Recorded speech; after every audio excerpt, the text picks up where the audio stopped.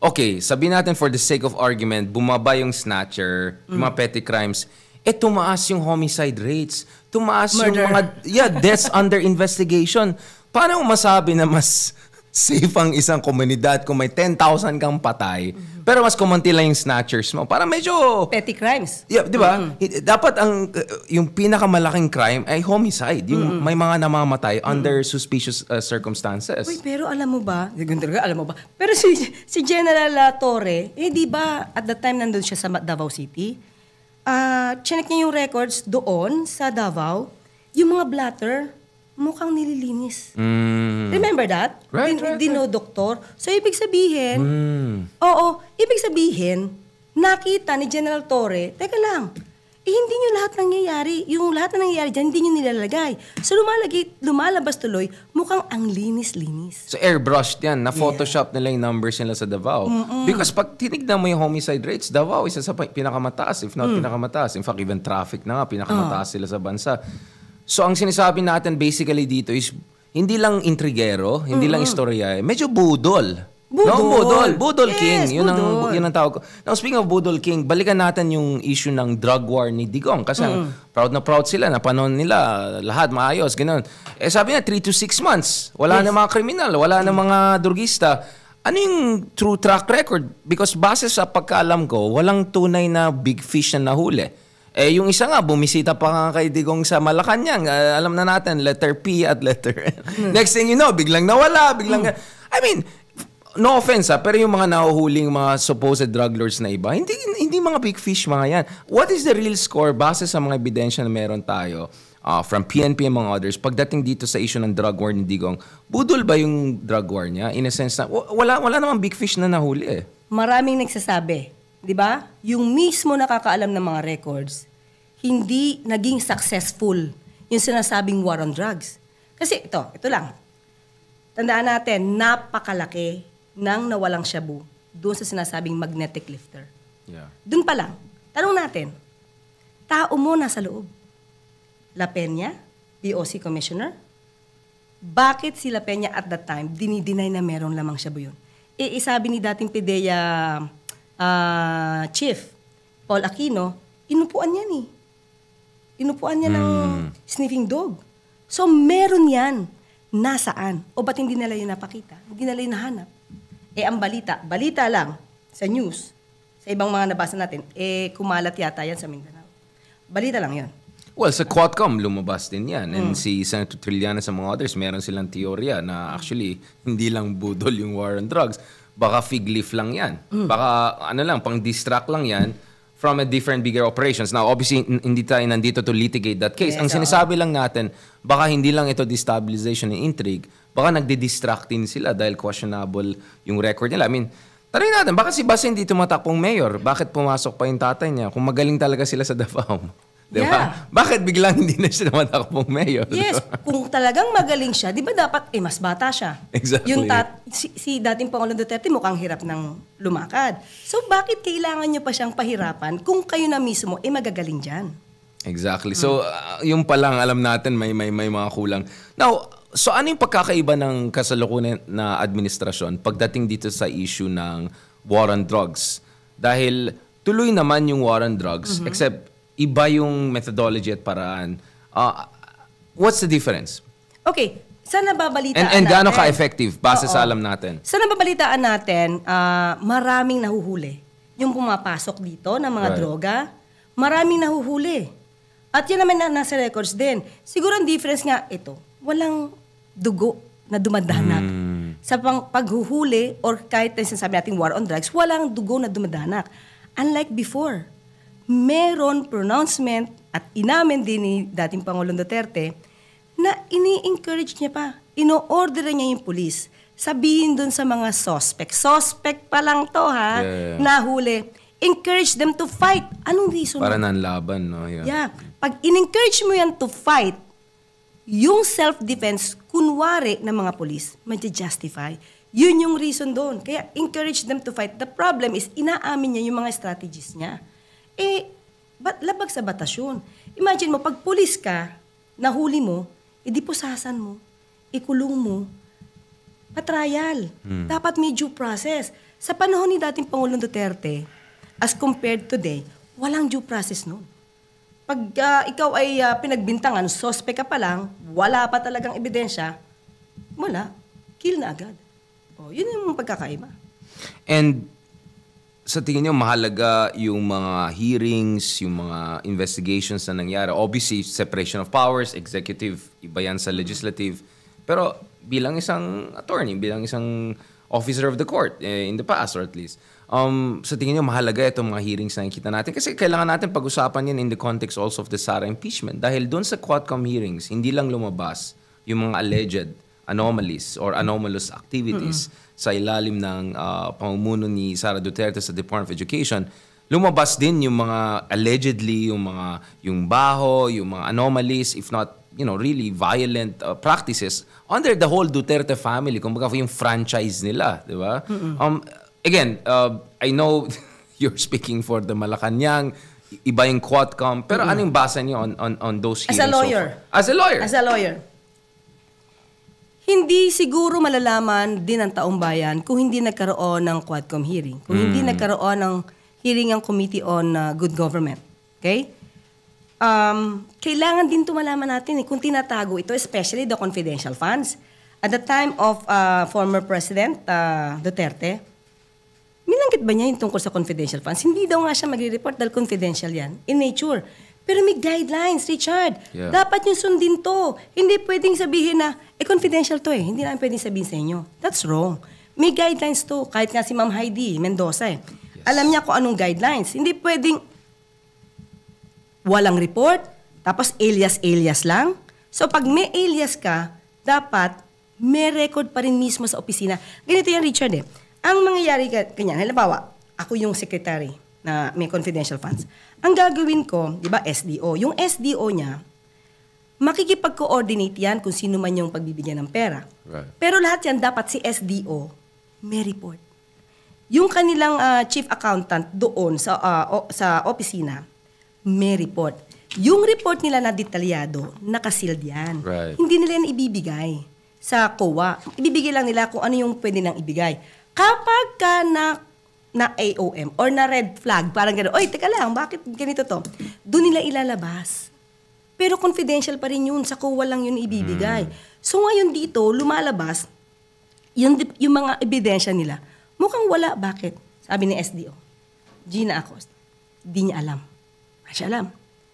Chief Zuleika, Chief of Staff, Attorney Zuleika, wala siyang alam. Lahat ng accountants niya, walang alam. Mukhang nakakaalam lang yung pinagbigyan ng pera, saka si VP Sara. Mukhang dalawa lang. So, anong nangyari sa inyo? Anong klaseng INUTIL kayo dyan na wala kayong kaalam-alam pagdating sa pera? Sa tingin ko, mukhang yun na yung naging strategy nila. Don't tell anything. Yun basa ko. Well, mahalaga ito kasi ang konteksto din ngayon is yung isa sa mga pinakamalaking attack ng Duterte camp laban sa administration. At kasama din dyan yung mga ibang kasama natin na progresibo din, na well-meaning at well-intentioned is ina-attack nila yung GAA, yung General Appropriations Act. Ina-attack nila yung ayuda daw na issues, yung PhilHealth, among other things. Para sa akin, parang wait lang, if this is coming from the Dutertes, sila yung progenitor ng itong confidential fund. Well before si Pinoy ay nagkaroon ng very limited confidential fund. And Office of the President yan, may threat sa kanya, pwede siya ma-assassinate. Meron na yan sa Davao. And yung panahon ni Digong, yung parang confidential fund ni Sara Duterte sa Davao, talo pa yung Makati and Quezon City. For past 4 years na pagiging mayor niya, parang 460 million a year ang confidential funds. So billions over the years. Yes. Ang question ganito. Nung tinanong siya sa Senate hearing ni Senator Riza, paano mo ito ginastos? So, confident siya. Si VP Sara at the time. Ginastos namin, yung confidential at the time na siya, nasa OVP na siya. Or DepEd yata yun. Basta confidential na nasa panahon na ng PBBM. The 125 yata, if I'm not mistaken. Ginastos niya sa libreng sakay, libreng tinapay, magnegosyo, something like that, di ba? Tree planting. Right. Okay. Kung isipin natin, kung ganyan ka gumastos at inamin mo na pinaglaanan mo itong mga proyektong ito ng confidential funds mo, at the time na ikaw yung VP at secretary ng DepEd, Eh di ganyan din kung paano mo to ginastos nung mayor ka. Eh hindi yun dapat. Modus operandi na yan, kumbaga, yeah.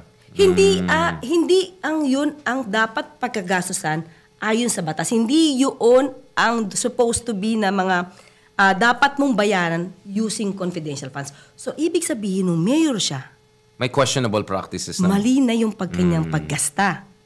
Pero ba't hindi na question? Is it because presidente ang tatay niya at that time? Well, I'm sure matalinong yung ating mga followers, magigets nila ito 2+2 nila yan. Unless, of course, gusto maniwala sa alternative universe ng mga kaibigan natin dyan. Now, balikan natin itong issue ng Sara impeachment. Sabi ni... I rarely agree with this person, but in fairness, si Coco Pimentel sabi niya, only in the Philippines, it takes you 1 month na ma-interpret ang isang word na forthwith. Like, at sabi nga niya, baka buti nga 1 month eh. Again, bilang isang attorney, I know separation of powers yan. Klarong-klaro si President Marcos Jr. sa kanyang stance dito at saka yung respect niya for separation of powers. But as a lawyer, as someone trained in this, forget about, just going to English language. Ano po ibig sabihin ng forthwith? Immediately. Immediately. Pero kasi sa akin, ito view ko lang. Again, in your personal capacity as a legal mind, yeah. Siyempre, ang Supreme Court dyan, ang siyang may Of final say kung ano yung forthwith na pinag-usapan dito sa hearing sa impeachment trial. Kasi ganito yan eh. Sa akin, may gray area siya. Kasi nakalagay sa Constitution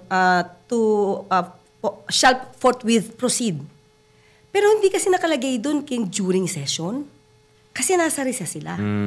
Diba? Parang magkakaroon talaga ng, dapat ba sa recess, magtuloy-tuloy na kami? Eh, diba pag recess ka, kailangan mo ng special session. So, walang nakalagay sa Constitution na even during recess, magtuloy. Immediately. So, may magiging So may kind of action. gray area. Yes. Pero ang basa ko kasi dyan is pagdating sa Senado, yung recess refers to legislative functions. Pero ang function ng Senado ay hindi confined sa legislative functions lang. They also have function of oversight. They have to fiscalize. Pero wala rin sinabi. So ang sinasabi is the Constitution is a bit silent on this. So it provides room for interpretation. Yes. Hence, For Jesus me, Cordero. Yeah, of course. Kasi di ba, kapag nasa recess ka, di ka naman makakapag-convene eh. Kung di magkakaroon ng special session na ipapatawag ng Pangulo. Kaya nga, di ba, pinupush nila magtawag na si Yeah, Pangulo. exactly. Di ba? So, paano sila proceed immediately kung kakailanganin pa nila yung isang special session na papatawag ng Pangulo? Dependent sila dun. Di ba? Is it dependent or is it passing the buck na ayun naman you're free not to answer me kasi pero, to be honest, kami sa labas parang basa namin diyan yung American term na buck passing. Uy, ayaw namin galawin yan kasi baka Supreme Court, kayo mag-decision. President, ikaw mag-decision. Kaya Yes. sa iba, dereliction ng duty ng Senado yan. Kasi sa pagkaalam namin, ang Senado, hindi lang nila yung duty yung legislative functions. Kasama din dyan yung duties nila. Sinasahod sila eh. Yes. Hindi ko na alam kung nagpa-Fashion Week, kailan ba yung Milan Fashion Week? Hindi ko alam kung nagpa-microblading session yung mga kaibigan natin. Para sa akin, ang mahalaga dito is, you don't forget your constitutional duty. Saka, sabi nga natin, kung gusto, may May paraan, paraan. exactly. Pag ayaw, may dahilan. Ang sabi naman ng Pangulo, just tell me, you make a request. But, siyempre si Pangulo, alam naman natin, hindi siya pwede mag-initiate. Yeah, of course. Hindi yun Respect magandang yan, yeah. tignan. Kasi sabi na, Pangit tignan, yeah. ang Pangulo ang nagmamadali na ma-impeach, ayun naman, bibigyan na naman ng ibang kulay yon. So, sabi naman ni Pangulo, di ba, kayo mag-request, sabihin niyo sa akin, then, pwede naman akong gawin yan, pwede kong gawin yan. So, ang hinihintay lang naman ng Senado. So, sabi nga natin, kung ayaw, may paraan. Pag-usapan din natin isa pang issue dito, yung may ni-raise si Senator Jesus Cordero na wala daw clamor. Again, meron akong problema sa argument ng clamor. Hindi naman popularity contest ang issue ng constitutional duty, di ba? Gawin mo yung kasi constitutional democracy po tayo. Hindi tayo majoritarian na kung sino mas maraming boto or popular, yun na yun. So, again, bilang abogado, para sa inyo, what do you feel about itong argument na clamor-based dapat ang mga ganitong issues na yan? Dapat ba you leave it to opinion, public opinion? Tingnan mo anong latest survey. Sinasabi ng survey na 40% for impeachment, 30%. I mean, I've seen some of the surveys, for instance. Nakausap ko yung na-interview natin, for instance, WR Numero. Meron silang survey. Ang interesting sa survey, ganito. Nung generic yung tanong na kailangan ba magkaroon ng impeachment trial, mga 20% lang undecided. And then nung naging specific yung tanong, kailangan ba magkaroon ng trial base sa case ABC, biglang 40% undecided. Ibig sabihin, the people still need to see a proper trial and the evidence and the counter-evidence and the litigation. Kumbaga, hindi dapat tayo umaasa sa clamor ng tao. Kasi yung tao actually umaasa sa gobyerno to do its job, including a fair and impartial trial of an important issue involving the Sara impeachment. Yes, ang tanong natin ngayon dyan. Bakit nga ba ayaw ay pa magpatawag? Kasi may timeline na si Senate President Cheese.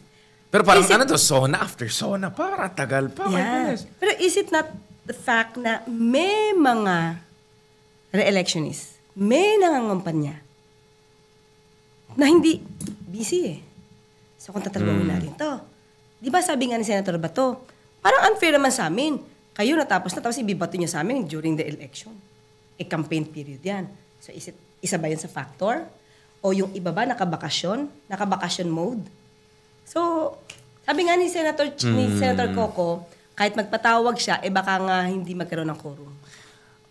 What about at least gagawin yung basic legal procedure infrastructure?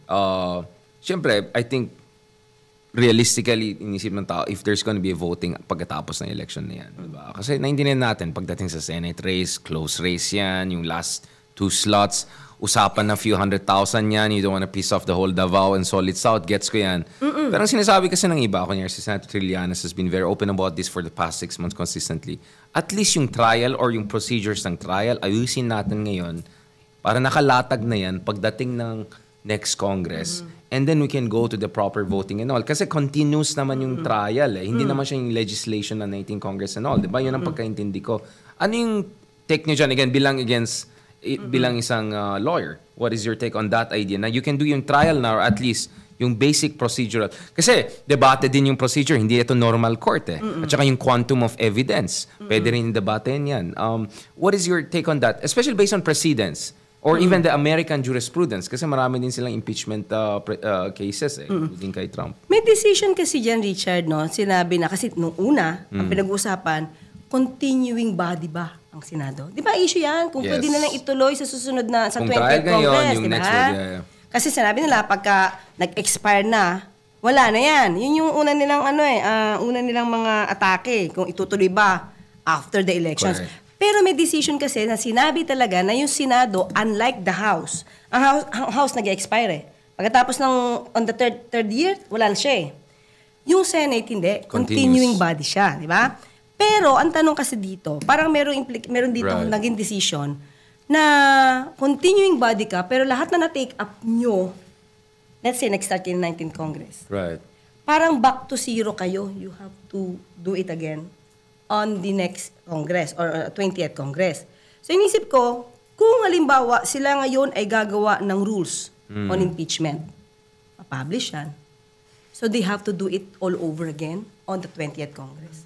So, yan yung mga, mga pwedeng question. Impeachment, yun nga eh. Actually, ang daming dimensions na pwede mong debatean. Okay, I'll put it this way. Ang worry kasi ng tao is, a lot in politics is momentum. Lalo pag pinag-usapan ng malalaking tao, pinag-usapan ng hustisya, it's the political wins and momentum. At may mga nag-aalala dyan na baka sobrang tumagal ito, baka mag-move on ng tao. And biglang usapan na 2028 na, and then kung popular pa rin itong VP to be the next president, baka biglang magdadalawang isip. Alam mo na, yun yung worry ng tao. Kasi, to be honest, Attorney Castro, isa sa dahilan na tingin ko, ang dami mga kabuduts natin na nanalo sa Senado, or dadami pa yata sila, is because ako naintindihan ko yung taong bayan eh. Sabi nila, ang daming hearings. Napakagaling ng mga senador dati. Vito Salonga, gano'n. Latin, Senado, gano'n. Pero hindi nila nakita yung outcome eh. Nagkaroon, by the way, speaking of corruption, Farmally, dami nating hearing ng paano hindi kung ano nangyari, di ba? Hearing after hearing. Ang alam ko lang hearing na nagkaroon ng culmination is yung mga hearings si Senator Rizza Ontiveros. In fairness, kay Alice Go, something happened, na-cancel yung passport niya, na-expose siya as potential MSS agent. Yung sa Pogo, something happened, and kudos to the administration on that. So para sa akin, ang worry ko dito is baka lalong mawawala ng pag-asa or mawawala ng respeto or kumpiyansa yung ating kababayan kung puro na lang hearing. Di ba? Kasi tingnan mo, Quadcom, ang taas ng NJ, and then biglang and then pag July na, who knows anong gusto ng tao. Saka lumalamig yung issue. Yun nga Pag lumamig yung issue, nakakahanap yung kabilang partido ng mga intriga. Again, intriga na natatapalan or na-overshadow itong issue tungkol sa mga grounds nasasapawan. Nasasapawan na siya. Sapawan niya. Katulad ng pinamamalita nga nila na mataas ang crime rate, lenient ang Pangulo sa crime, pamumuliti ka lang to, hindi yan totoo. Na-overshadow yung init nung paano yung mga palabas, mga revelations, mga witnesses, yung mga testimonies nila. Na-overshadow siya na minsan nakakalimutan. Alam mo naman ng ibang tao, madaling makakalimot. Very cyclical. So, yun yung medyo nakakapangamba. Kasi baka biglang mag-twist, no? Yung lahat ng pangyayari, yung dapat managot, baka hindi mapanagot. And nakita ka natin sa ibang bansa, lalo yung mga populist leaders, pag kinasuhan sila tapos wala nangyari, bumalik sila with vengeance pa, lumakas pa. Yung isa kakapanalo lang sa White House. So, yun ang sinasabi ko, di ba? Now, let's go to the final part of this. Ay, dapat gawin natin monthly siguro to, no, Attorney Claire? Kasi parang ang daming pwedeng pag-usapan. I think maganda tong chemistry natin. And then next time kasama natin si Secretary Ronald Llamas para talagang dalawang Austin na OG ang kasama natin. Unang-una, very urgent question nito. Where in the earth is Harry Roque? I mean, sabi si Rizza Ontiveros, and like, for heaven's sake, nasaan si Harry Roque? Kasi, ang teorya ng iba, kunyari sabi ni Justice Carpio sa akin, baka hinihintayin niya lang matapos ng Congress kasi may show cause order, di ba? So kung wala na yung Quadcom, balik na siya. Pero sabi ni General Torre, well, kung talaga may mga kaso, pogo, whatever, arestuhin namin yan no matter what. Because I'll tell you, Attorney Caso, feeling ko deep inside, ang dream situation ni Harry Roque is balik siya triumphantly as the lead defender. Siya yung defense team leader ni Sara Duterte. And magsha-shine siya dyan. Feeling ko yun ang plan niya. So, kaya ang payo ko kay Attorney Panelo, like, make sure you can hold on to your star moment. Ikaw, ano ba alam natin? Saan ba siya? Abu Dhabi, Dubai, Casablanca? Nasa Macau na daw, ang huli. Wow. Nag-Japan, nasa Macau. Medyo mapogo din yung Macau. Hindi, ang nakakataka lang dito, totoo yan, diba? Siguro talagang dapat din malaman to ng Pangulo. Ba't medyo mabagal? Pero syempre dapat imbestigahan naman, baka naman may reasons, no? Pero ba't nga ba? Diba? Parang nakapanumpa na sa embassy natin. Kasi bakit hindi ka makakapanumpa kung hindi, walang jurisdiction yung Pilipinas, diba? Walang effect yun. So nakapanumpa na, may arrest order, pero hindi pa rin siya napauwi dito. Bakit? Di ba yun yung tanong? Yeah. Pero tingin ko, tama yon na hinihintay niya. Kasi sabi natin, may limit kasi. Yeah. Yung pag-cite in contempt, pati yung supposed to be arrest order, pag natapos na, sabi nga natin, pag na-expire yung house na nagbigay ng arrest order, wala na yan. Pwede na siya muna. Kaya nga, I was asking si General Tolle kung magkakaroon ng other, warrants of arrest on other grounds na hindi related They're spending sa Quadcom. case. Yeah, exactly. Against him, diba? For human trafficking. And among other ones, medyo makapang-usapan, Harry. Are you gonna be the Harry Roque of this administration? I mean it in a good way. Kasi in fairness to Harry Roque, for everything I can say about him, siya ang pinakamagaling na spokesman ni Digong. By far. No offense kay Attorney Panelo and... No, I mean, ang galing niya mag-acrobatics. Parang, wait lang, di ba human rights lawyer ka? Wait lang, yung kay Jennifer Laude, di ba ano ka? I mean, magaling siya. I mean, in terms of yung dexterity, quick thinker, magaling siya. I'll give that. He's a good spin doctor. Siguro hindi I'm not saying you're gonna be but I'm saying like, no, I'll tell this honestly because tingin namin, mabait masyado si BBM. I mean, everyone who has met BBM, siya pa yung pupunta sa'yo, mag-shake hands. Kaya kami mga Ilocano joke namin. Romualdez yan. Kasi mga Ilocano matapang kami. Ganun ba? Diba? So, tingin namin si BBM, hindi, Romualdez masyadong galante, mabait, gano'n. Kasi tingin namin, kailangan na medyo bardagulan. Ganun ba? Ikaw ba maging Harry Roque ng... Ano ba yung isa ng press officer? Spokesman ba yan? Hindi, spokesperson kasi si mismong Pangulo ang magsasalita for himself. Kasi meron siyang... Magkakaroon siya ng every month na press con. Ako talaga taga-explain, right. taga-expound kung ano man yung direktiba.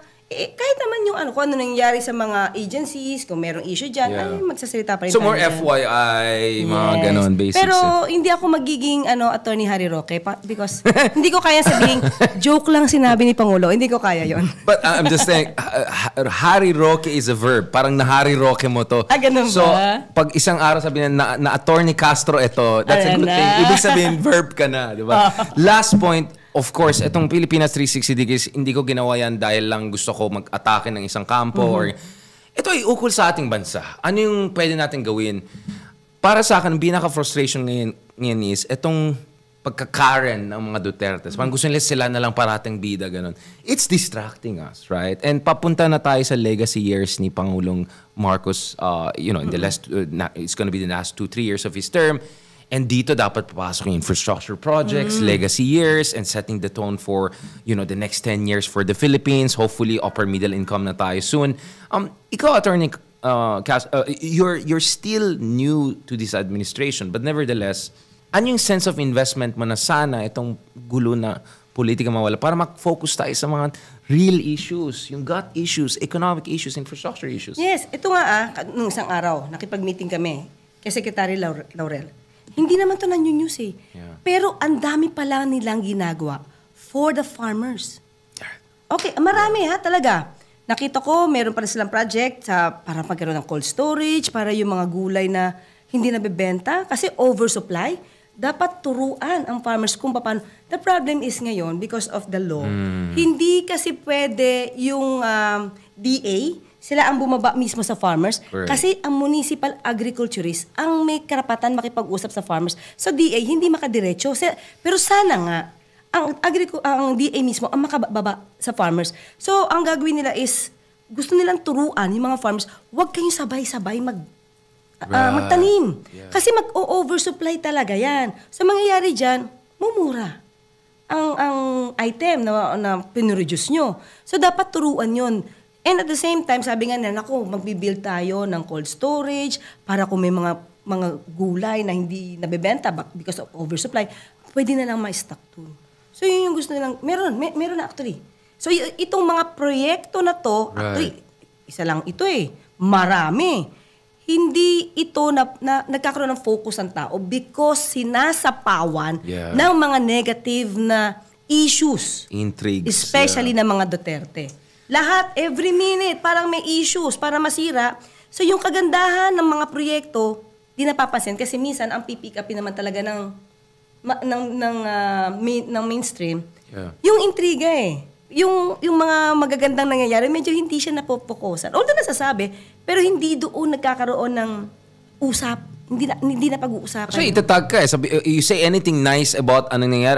Pro-BBM ka. Bayaran ka ng admin. Ganon na. Naging ganon na. Wina-weaponize na parang shutdown. Like, hindi natin sinasabi na Denmark tayo or first world tayo. Pero at least naman may mga nangyari. I mean, ako personally, a lot of my research ngayon, at kanina, kausap ko ng some of the American foreign investors, yung right-of-way issues. Mahalaga yan. Like, we have to do something about it. Ang dami mga projects na delay. Nagkaroon ng reshuffling sa DOTR recently. Hopefully, we'll talk also to Vince Dizon soon, Secretary Dizon, to also talk about what are we gonna do to accelerate projects. So, in short, ang dami pang kailangan gawin. Kaya ako, para sa akin, napaka-unpatriotic and anti-Filipino. Lahat ng itong pagkakaren, lahat ng itong istorya And I will be honest, I just see it as nothing less than destabilization. Ano ba, Richard, ito hindi ito napapansin because nagkakaroon ng issue about PhilHealth. But because of that, syempre dapat i-justify naman yung pagkuha ng 60 billion. But because of that 60 billion, and that's accumulated revenue, sana maayos talaga to. Out of that, nabayaran yung health emergency allowance, especially yung mga frontliners natin na hindi nabayaran nung panahon ng pandemic. Hindi sila nabayaran, di ba kaya heya Yeah, naala ko yan. Yeah. Pero ngayon, because of that, nabayaran sila. Wala na sumisigaw halos ng heya-heya. Di ba nabayaran yung mga frontliners na nagkaroon ng neglect, hindi napansin, yung kanilang pagtatrabaho at paghihirap sa panahon ni Pangulong Duterte. Pero ngayon, nabayaran na po sila. On that note, hindi ko, parang PhilHealth, ano rin pala kayo? No, I'm just kidding. On that note, sa next episode, siguro kausapin din natin ang PhilHealth because that's a very complicated, multi-layered issue. Yes, napaka-technical. Technical issue. And at the same time, sa tingin ko, all sides have to be heard. Kasi yung mga kaibigan natin na genuine opposition, very clear yung stance sila, nasa Supreme Court na ito as we speak, may oral arguments na among others. Pero at the same time, ang nakakainis sa akin is, any legitimate question raised by the legitimate, genuine opposition, wine-weaponize ng mga kaibigan natin for their own political agenda and personal interest. Kaya parati ko sinasabi, let's criticize the government all you want, but make sure hindi ka magpapasakay or magpapagamit sa mga iba. Alam na ng mga kaibigan natin sino mga to. Anyway, before I make more enemies, thank you so much, Attorney Claire Castro, Yusek Castro, for this hopefully inaugural joint episode. Let's call it RNC or something. Let's come up with the term. Kasi kami ni Ronald Llamas, R&R kami. Like Ronald and Richard. So gagawa din tayo ng version yan. Thank you so much. Mabuhay po kayo. Keep safe, keep strong, and energy drink kasi dadami yung bashers mo, and bashers are always good because it's good for engagement. So we welcome more bashers, more critics, and more engagement dito sa Pilipinas 360 and with our latest guest, Claire Castro, Yusek Castro. Thank you so much, ma'am. It's my honor. It's my honor. God bless.